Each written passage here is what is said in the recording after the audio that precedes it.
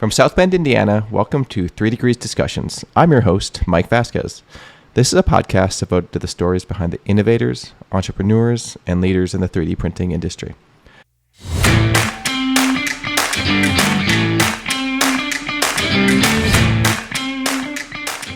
What was surprising was that people appreciate it so much. Mm-hmm.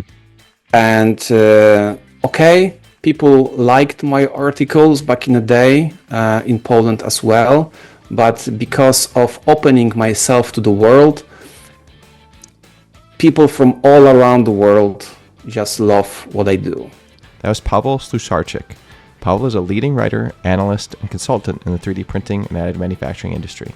He's known for reshaping the AM narrative in 2024, challenging assumptions, and exposing what others have often left unsaid. Paweł runs the 3D Printing War Journal, writes for top publications, and has authored several thousand pieces on 3D printing. He's also a trusted connector, helping companies grow, build partnerships, and access insider knowledge across the AM landscape. Before we get started, head over to www.3degreescompany.com and subscribe to the podcast. Remember, you can listen to the show anywhere you download your podcasts, including Spotify, Apple, Amazon, or Stitcher. Also, if you or your company are looking for materials, qualification, or general additive manufacturing support, or are interested in our software choice AM, reach out to the team through our website or via email at info@3degreescompany.com. All right, Paweł, thank you so much for joining the show today. Really excited for the conversation. I've gotten to know you virtually, really through your LinkedIn writing and kind of your posts and articles, which I think are really informative, speak the truth, and kind of give some unique perspective on the industry. So let's start at the beginning, where I do with everybody. Where were you born? Where'd you grow up? Do you have a memory early on of writing or manufacturing that kind of got you down on the path where you are today? So first of all, hello. Thank you for having me on your podcast. I really appreciate it. I was born and raised in Poland, which is good and not good. Good because it's still good living in this part of the world, and we can complain really. Bad because, we never had such opportunities as as people from the other parts of the world in terms of technical or innovation. So it's not so easy, and there were some projects that I did in the past that could have gone much better if I were doing them in other place. However, it is what it is. As I said, overall, I'm not complaining, because everything on the other side has its price. So I'm good with that. As far as writing concerned or additive manufacturing, I can say that I can take my life into 3 periods. So the first period is obviously from being born to early 20s, when I was just, a young person from Poland with all advantages and disadvantages of that time. I was growing up in the 90s, which weren't that great period of time in our history. We were just after fall of communism, and it was rather, maybe not poor in my situation, but very modest. But anyway, that was the first period. Then from my 20s to early 30s, I was working with companies. And this is important because it shaped me in some way who I am. So for all my career, I worked for, let's say, 5 serious companies, because before that I was obviously, as many teenagers, working in some different places just to get some bucks. But 5 serious companies I worked for. I always worked in IT, advertising, and even if there was something else like construction, building, or polygraphy, traditional printing, it always was sales and advertising. So when I entered additive manufacturing business market, I wasn't like this, like all the other people, inventors, engineers, makers. From the very beginning, I was looking for the answer to a question, why you even need it for. I mean, 3D printing. So you weren't drinking the Kool-Aid? Yeah. So that was the second period, and the third period that is still ongoing is me and Additive Manufacturing. In January 2013, 12 years ago, I created a website about additive manufacturing called Centrum Druku 3D, which is Polish for the 3D printing center. And it's completely changed my life. So basically, I always say I created 3D printing center, but 3D printing center created me. So even now, when I'm looking to my old photos from 2000s, early 2000s stands, I'm like, wow, who's that guy? And do I really look like that? Even though in all those companies I worked for, I was pretty successful. And I work with very, very big top clients, either internationally or the biggest companies from Poland. I truly believe that I achieved a lot more in additive manufacturing after all. So, as I mentioned, this background of sales and advertising made me look at it differently. And it may sound a bit funny, but the very first thing I experienced was disappointment. Because as a person that is operating on this big scale with all those big companies, corporate environment, and so on and so on. So when I first went to an event where I saw 3D printers for the first time, it was MakerBot Replicator 1, the wooden one. And there were some prints made out of PLA, which in part were broken. I was like, is that it? This is what the whole buzz is about? It's like, come on. And so I was probably the first one in Poland who you can call a journalist. I myself never consider myself a journalist, but someone you can call journalist that was not riding the hype. So I was probably the first one who said, listen, it's not that beautiful as everyone sees it, as everyone is perceiving it. It has a lot of limitations. And at that point, we were in 2013, 14, 15, it is for very specific breed of people. Okay. So what people like Brapetis, Avi Reichenthal, and many others wanted to sell us at that time, that 3D printers will stay at every home and people will print whatever they want. Since the first months of my career in this industry, I knew it won't happen, and it didn't. So this was the first foundation of my success, because people started, people were reading all those articles in Poland, but in foreign media, and they were like all hyped. But they knew also the reality, and when they saw a guy that was reading like the truth, they were much more appreciative, and my website started to grow. And the other thing that I did and was important was that I was the only one at that time that was interested in Polish companies, Polish products, and Polish 3D printing scene, you can call it, because it was still a lot of rep people, makers, hackers, making their own devices just for fun. So I just jumped on the car and start riding around the Poland, doing interviews, photos, writing articles.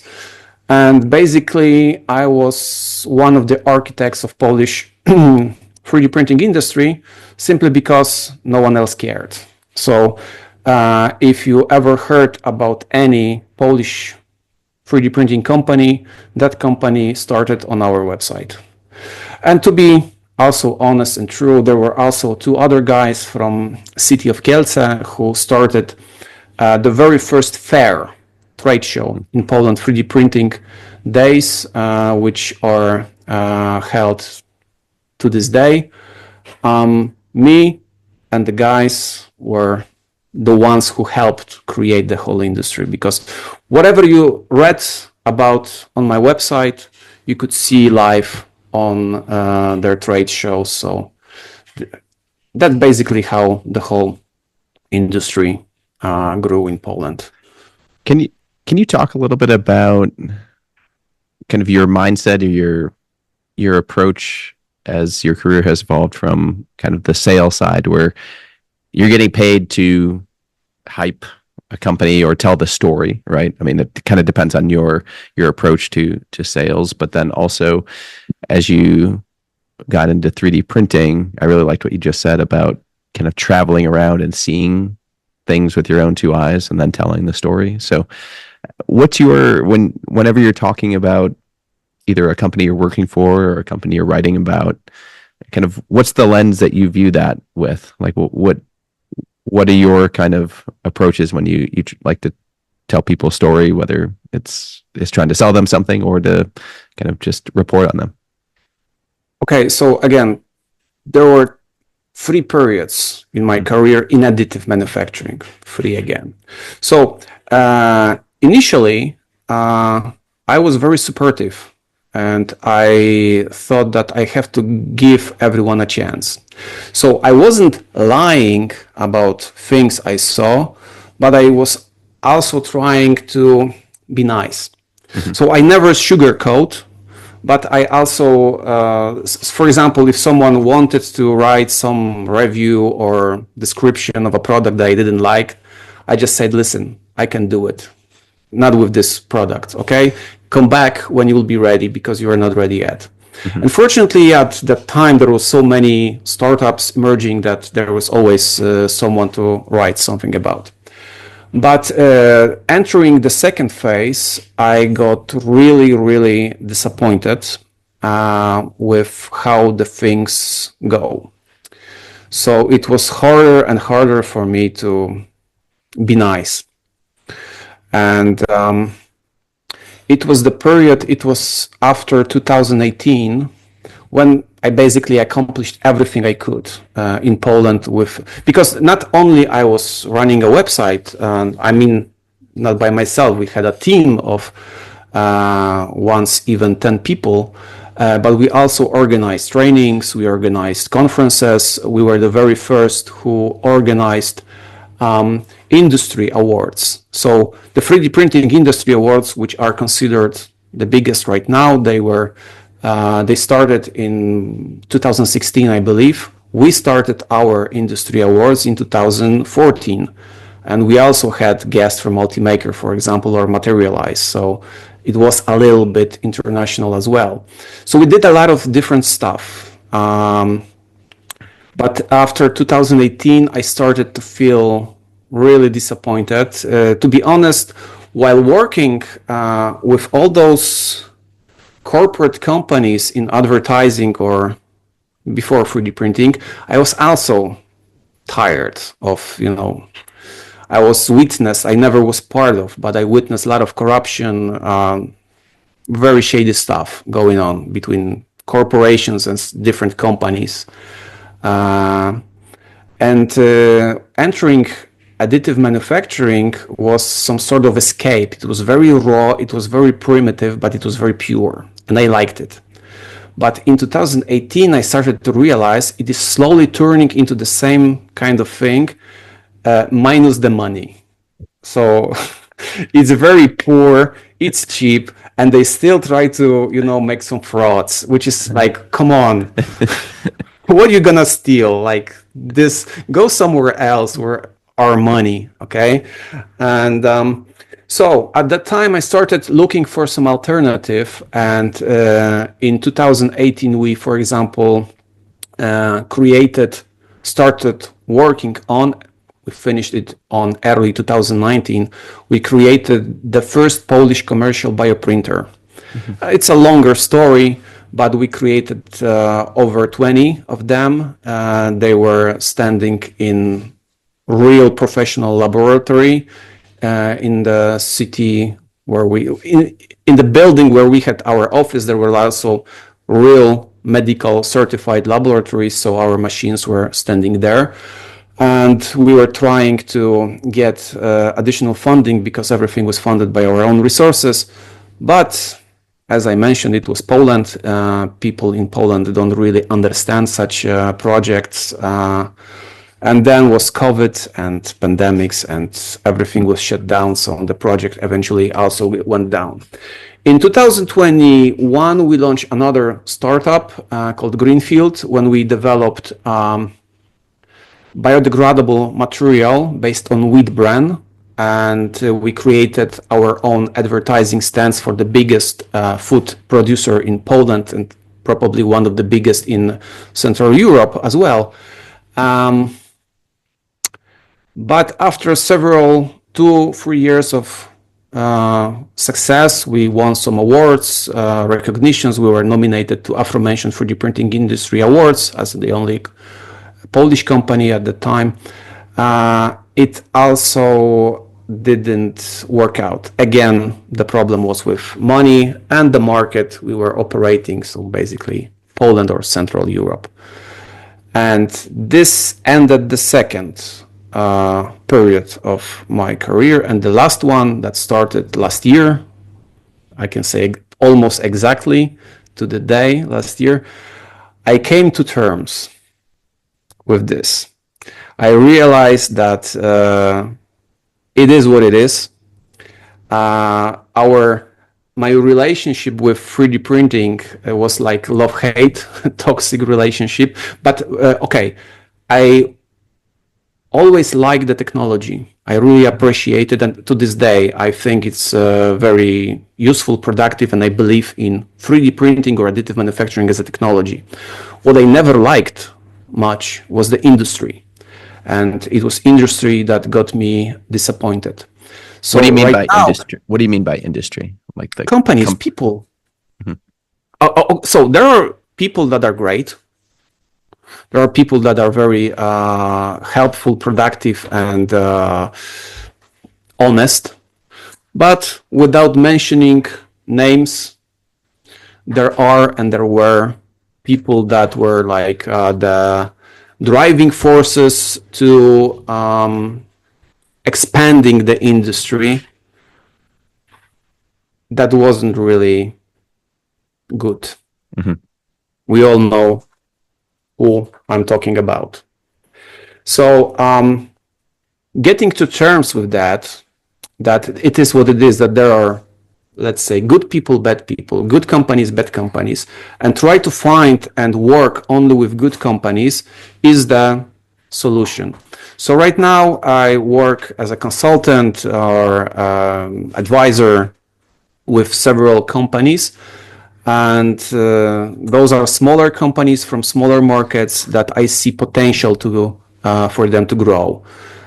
Because working with big companies right now, I mean, all the big companies right now are broke, mostly. Okay, not everyone, but most of them are broke, so they don't have budgets anyway. And I think they always thought that their approach is the best one. They don't need help, and yeah. Well, it didn't work out at the end of the day, but yeah.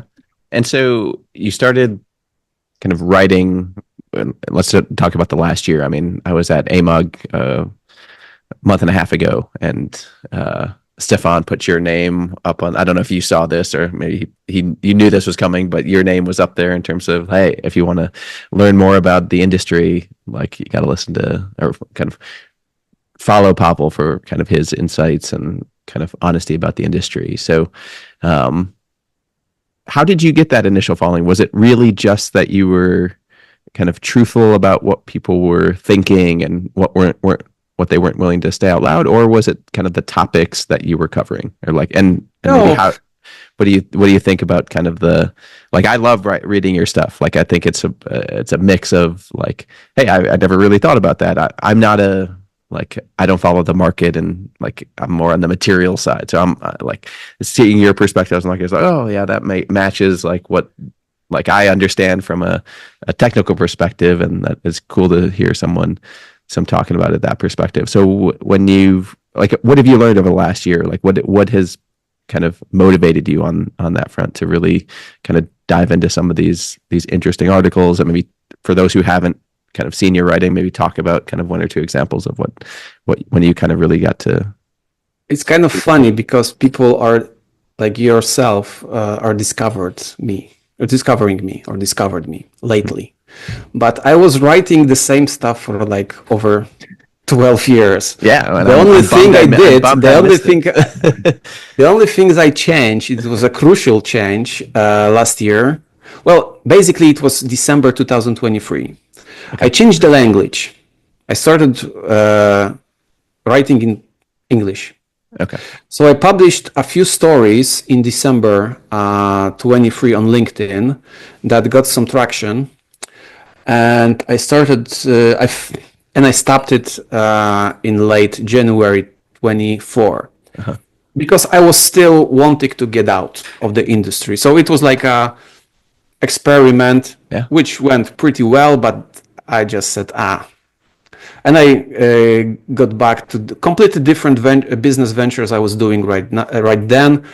I can tell you this is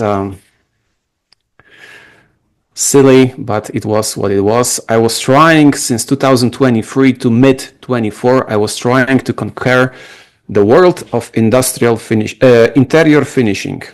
Okay. And lighting. Yeah.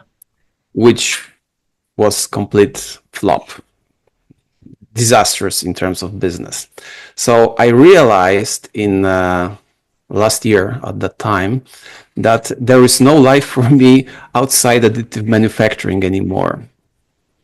So I was so tired of my losses in the other business venture that I wanted to do something that I know I'll be appreciated again. So I just, went on LinkedIn and started writing posts. So first of all, I knew, because that's what I was learned by the decade of writing articles on my own website, which basically I sold also at that time, that I need to do it every day. But I didn't want really write about news stories anymore. So I was doing it for like 10 years, 11 years. I sold it. I didn't want to do it anymore. So after a while, I didn't want to come back to the same stuff. So I was thinking about what also can I write about that I will be writing every day and people will like it. So there was an idea of those history stories. What happened in 3D printing on this day? To be honest, the whole process of inventing this took me like 20 seconds. So I was like, oh, that's a good idea. And then I went on websites, starting browsing them to see if I will be able to get the content. And I was like, wow, a lot of things happened over the years every day. So I started doing this and it was really, really successful. And obviously after a time, I also started to writing commentary. I wasn't going to write a news story because we have several websites that do it. But I wanted, if I'm going to write about something that happened, I want to be personal, my take. And there was no agenda behind it. I just felt like this. I felt like this is, in this format, I can do it. Publishing just a press release, I'm not interested in anything like that at all. So first it started with a newsletter on LinkedIn, 3D printing, 3DP World Journal. And after a month or two, I started Substack with the 3D printing journal.com.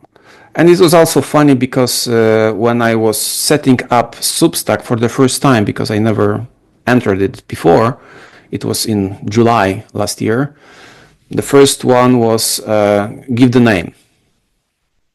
So how about 3D printing? Oh, it's taken. 3D print is taken. So maybe 3D printing industry. Oh, 3D printing industry is okay, but I can't take the website's name. So what about, I don't know, 3D printing journal? It's on. Okay. Then I checked if the domain is free, because I was convinced that there is some 3D printing journal.com on the internet. It turns out it's free. So I was like, whoa. At the time, the very same day I bought the domain, and it all went like this. And that's basically it. And why I'm writing this, I think it's kind of my style. I can also say that probably, this can be funny take. It's all because of extreme metal music. Because I'm a metalhead since my teens, and I always was listening to extreme metal bands, Slayer, Bolt Thrower, Napalm Death, Pantera, and so on, so on. This is ongoing. And the thing about extreme metal is that you have to be true. You don't pretend. You don't. So, for example, if you writing songs about zombies or some serial killers that are killing, butchering people, you don't act like one if you are not. And obviously you are not, because you are playing in a band. You're not a psycho killer. So people that are playing in those bands, they are normal people. And when they're in concerts, you can talk with them. They are very, very ordinary people. And this is just the show. This is their art form. Very specific. Most people don't like it or think it's serious, but this is some sort of art form. But it is true. This is who they are. And this approach, this attitude is like part of me. I don't pretend to be anyone else. So there were several articles published where I also, so when I'm writing about failures of certain companies or certain people, I also already told several stories about my own failures that, like, listen, I'm also was trying to build something, do something, and I failed, but it learned me something. Now I know more than I knew that, and the reason I'm pointing this or that company is because I already saw it in some way. I experienced it. It's what it is. So all the truth I experience, I'm trying to pass along. Yeah. Have you had a particularly surprising response to any of your stories, either positive or negative? Well, surprisingly, that was a real surprise. That was a real surprise. So for me, it's nothing really special. I just sit down and write. That's it. And like your process. So yeah, like you'll read a news story of like so-and-so company stock raised 20%, or they raised some money, or they went down 20% and declared baker. So you'll read it and then you'll kind of say, okay, yes, what do I think about that? Right. You'll kind of bring in. Exactly. Okay. And it's not like 2 days planning. It's spontaneous. Sure. Out of the spot. And so what was surprising was that people appreciate it so much. And okay, people liked my articles back in the day in Poland as well, but because of opening myself to the world, people from all around the world just love what I do, and I'm really, really appreciating this. It's great. I'm really humbled by that. And when I went on Formnext last year, it was my first Formnext since pandemics. Everyone knew me. Like everyone was like, "Hey, Paweł, hello," and I was like talking with people I met on the stands, but also on the halls. And I met all the people that I was writing articles about, CEOs of certain companies, and they were like wanting to meet me. Yeah, so I believe the most surreal situation on Formnext was I met with Max Lebowski, Uh-huh. and we talked for like an hour or something, and we kind of felt like we were getting to the end of our conversation because we talked about like everything we could.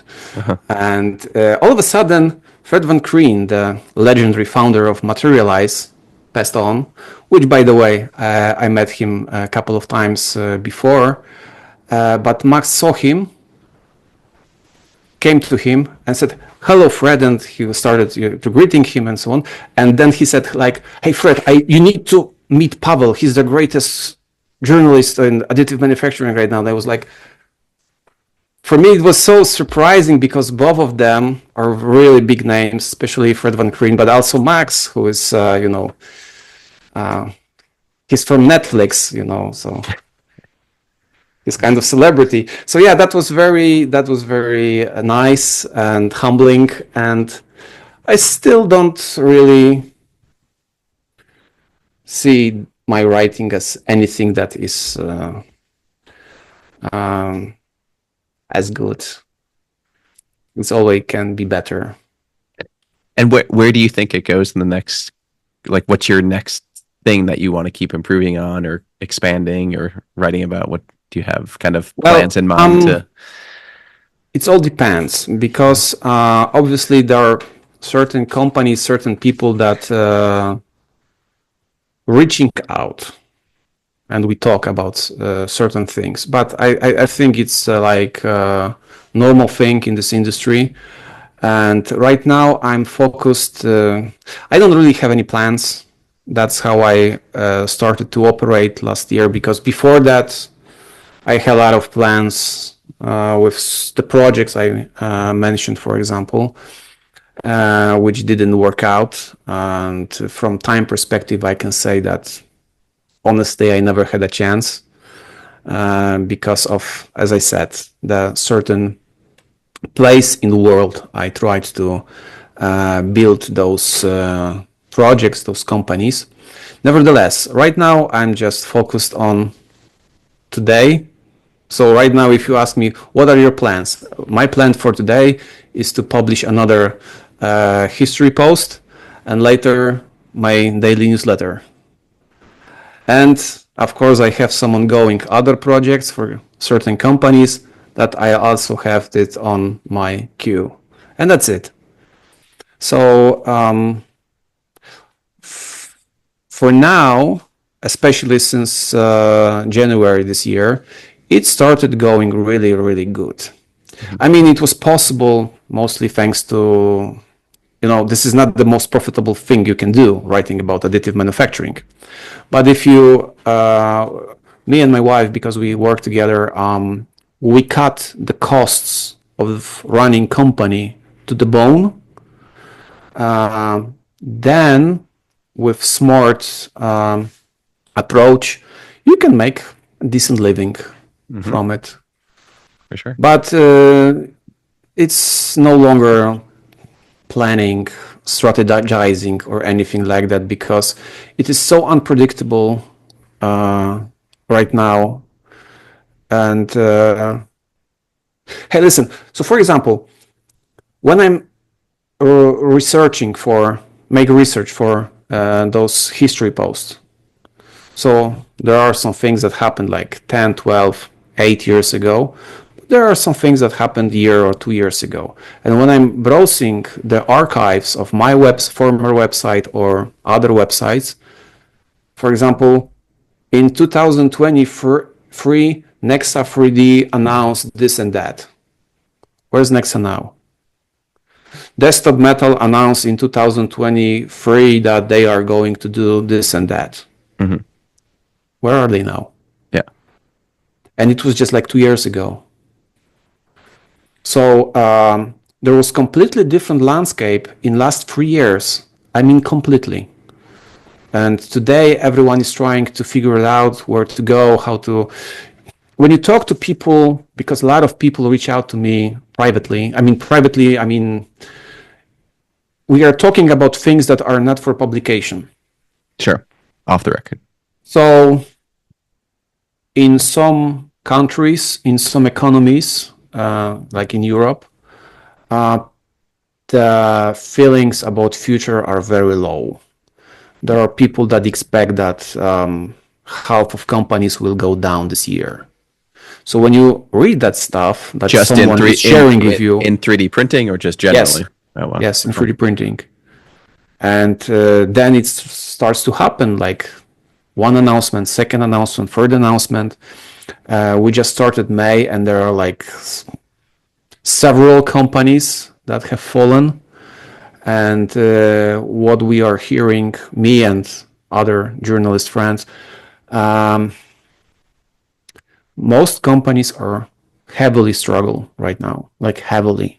They don't know how it will end this year. Is that because they've made mistakes as a business? Is that because the business, like, no one's buying anything? Because Is of it so first of global all, economy, all of the above? economy, and because they were like floating. Mm-hmm. I don't know if you've seen the movie called Margin Call. Yes, a while ago. Yeah, It shows the last day of big corporate bank, which was supposed to be Lehman Brothers, right? So there is a scene where they discovered that they're bankrupt, and when they are discovering it, they say that what will happen if certain level of some indicators go down, and the other guy says, well, it went down several times, but we were managed to go through them. So this is exactly what happened in additive manufacturing industry. Most companies would not operate on, let's say, normal industry, normal market. By normal, I mean not donated so much by venture capital.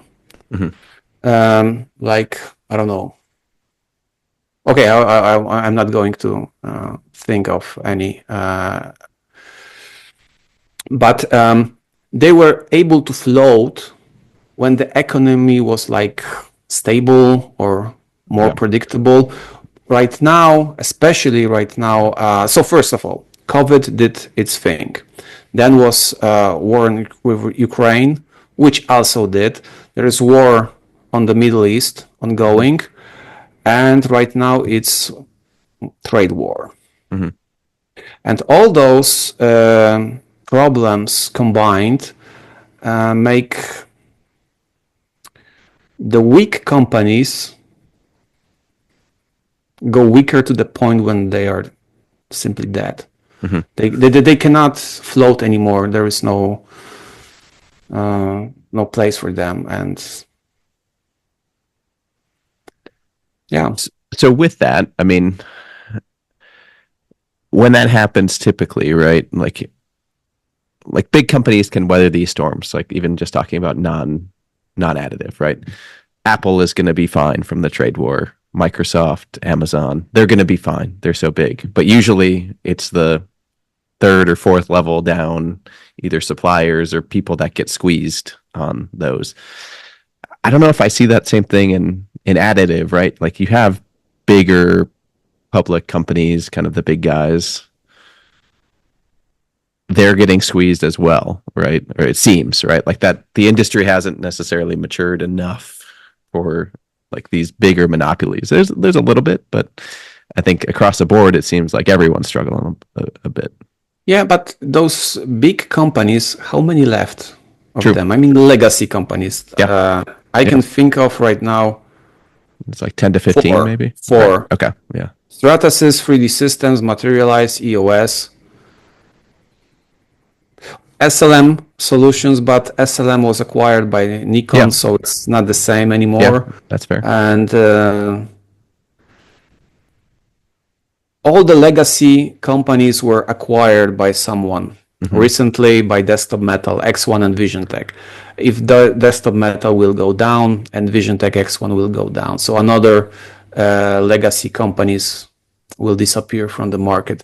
So, but those legacy companies will survive, no matter what. They are just too big to fall. And because when you look at the numbers, like year to year, yes, they are struggling. The revenues are smaller, liabilities stay on the same level, but their The machine cash works, they have, right? or the wealth they generated over the years is enough to keep them over the water. But as for all those tiny startups that, thanks to investment money, were able to grow enormously, because all those companies were tiny. Desktop Metal was tiny. Nano Dimension was tiny. Like Nano Dimension recorded their probably the best year ever, which was $52 million, and they have 800 million in cash. Right. I mean, how is that possible? And but year ago they had 900, so they lost 100 over this year. Sure. So when you look at this, it doesn't make sense, and this is why I'm talking about normal and abnormal industry. It wasn't normal to have companies that generated less than $100 million in revenue to be valued like 1 billion. Right. Sure. I mean, not in manufacturing. Yeah. In internet, it's a different thing. In software, it's a different thing. But in manufacturing, you manufacture, you sell products, you sell hardware. But from the other hand, you have to have parts to make those machines. So you have certain costs you will have to take. So it happened, but it had to happen. It's no surprise that it ended like this. Yeah. So just a couple more questions. So what are you excited about for the next 3 to 6 months?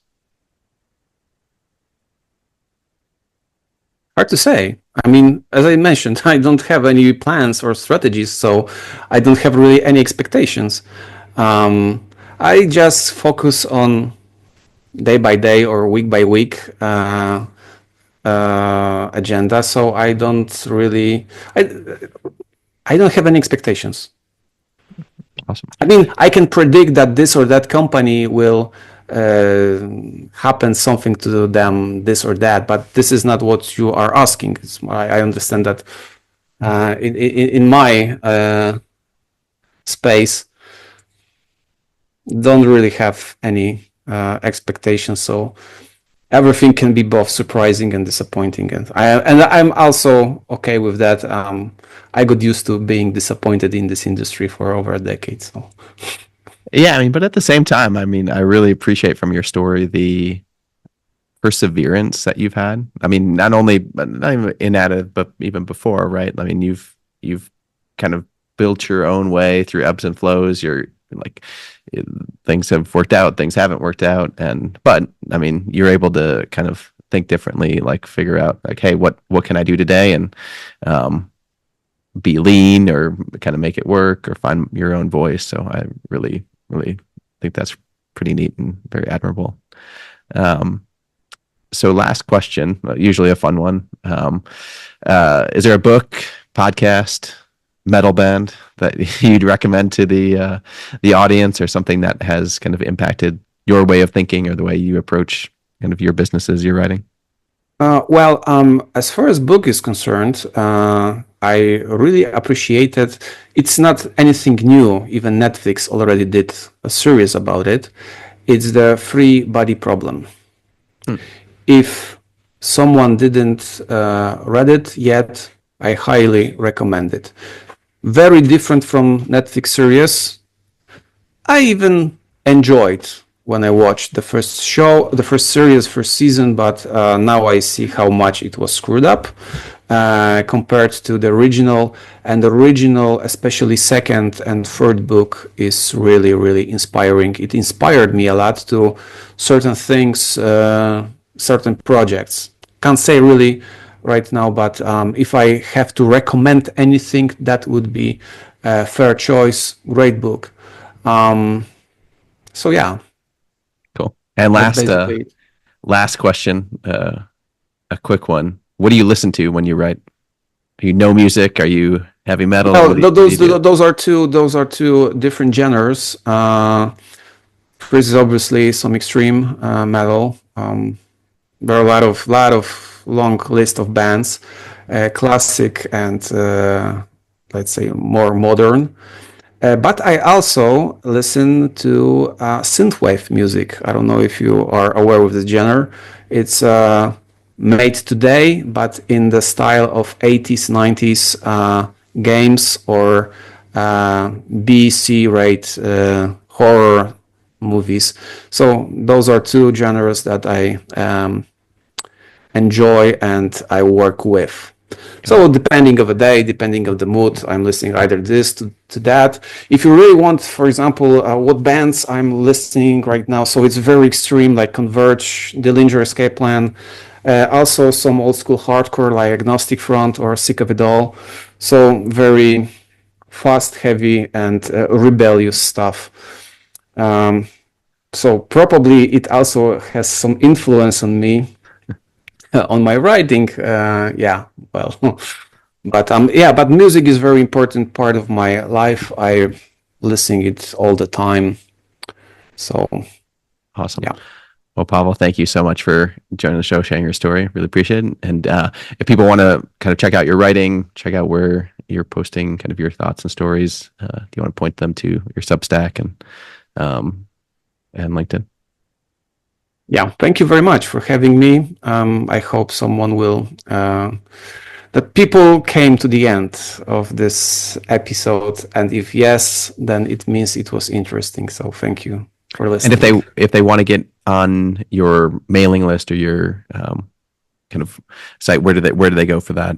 We'll put the links in, in the info. It's best to follow me on LinkedIn. And if someone wants to go deeper into how difficult is life in additive manufacturing industry, want to experience before entering it, it's the 3D printing, 3dprintingjournal.com.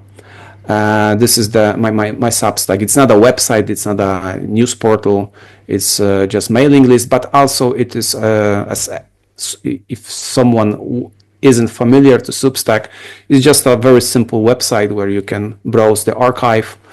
But if you subscribe, you will get email with news stories with my unique commentary every day. So right now I'm 272 or 3 days in a row. Awesome. Perfect. Yes. Cool. Well, thank you so much. Thank you.